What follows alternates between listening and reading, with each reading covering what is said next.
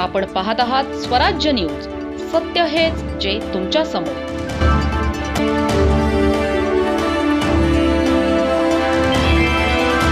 शिंदखेडा नगरपंचायतीतील सत्ताधारी गट आणि बहुमत असलेल्या नगरसेवकांमधील राजकीय संघर्ष अधिकच तीव्र झाला आहे.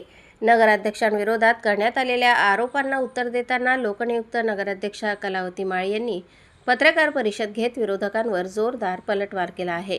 आपल्या मुलावर करण्यात आलेले आरोप पूर्णपणे खोटे आणि राजकीय हेतूने प्रेरित असल्याचा दावा त्यांनी केला. शहरातील विकासकामे बहुमताच्या जोरावर मुद्दाम रोखली जात असून नागरिकांची दिशाभूल करण्याचे प्रयत्न सुरू असल्याचाही आरोप त्यांनी केला. गटारींची दुरुस्ती, रस्त्यांवर मुरुम टाकणे, फवारणी, पाणीपुरवठा आणि इतर अत्यावश्यक कामांनाही विरोध होत असल्याचा दावा नगराध्यक्षा माळी यांनी केला. पाणीपुरवठा योजना आणि गटार योजनेतील पारदर्शकतेसाठी PMC बदलण्याचा प्रस्तावही बहुमताने फेटाळल्याचे त्यांनी सांगितले. या आरोप प्रत्यारोपांमुळे शिंदखेडा नगरपंचायतीतील राजकीय वातावरण अधिकच तापले असून आता या प्रकरणी पुढे काय घडते याकडे शहरवासियांचे लक्ष लागले आहे. पाहूया नगराध्यक्षा कलावती माळी यांनी नेमकं काय म्हटलं. भारतीय जनता पक्षाचे एकूण 11 नगरसेवक आहेत. नगराध्यक्ष गटाकडे 6 सदस्य आहेत. त्यांच्याकडे बहुमत असल्याने त्यांनी 2 वेळा स्थायी समितीची सभा तहकूब केली आहे. सर्वसाधारण सभेत मंजूर विषयांना स्थायी समितीची सभेत मंजुरी आवश्यक असते, पण त्या गटाकडे बहुमत असल्याने ते कामे करण्यास अडचण. गावामध्ये या विषयाबद्दल चर्चा सुरू झाल्यामुळे त्यांनी या विषयांना कलाटणी देण्यासाठी वेगळा विषय सुरू केला आहे.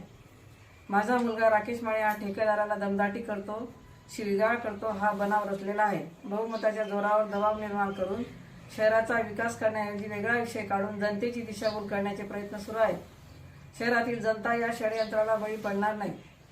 सभेत मंजुरी आवश्यक असते, पण त्या गटाकडे बहुमत असल्याने ते कामे करण्यास अडचण निर्माण करत आहेत. उलट त्यांचा मनमानी कारभार सुरू आहे. सर्वसाधारण सभा, विषय समिती सभा आणि स्थायी समितीची सभा दर महिन्याला व्हावी असा आमचा आग्रह आहे. सर्वसाधारण सभांमध्ये पाणीपुरवठा योजना फेज 2 आणि गटार योजनेगत पारदर्शकता राहावी यासाठी PMC बदलण्याचा विषय त्यांनी नामंजूर केला. PMC चांगली केली असती तर कामाचा दर्जा आणि गुणवत्ता योग्य राखली जाणार होती. हे लोक जे आरोप करत आहेत ते सूड भावनेने करत आहेत. आम्हाला गावाचा विकास करायचा आहे, पण विकासाला ते अडथळे आणत आहेत.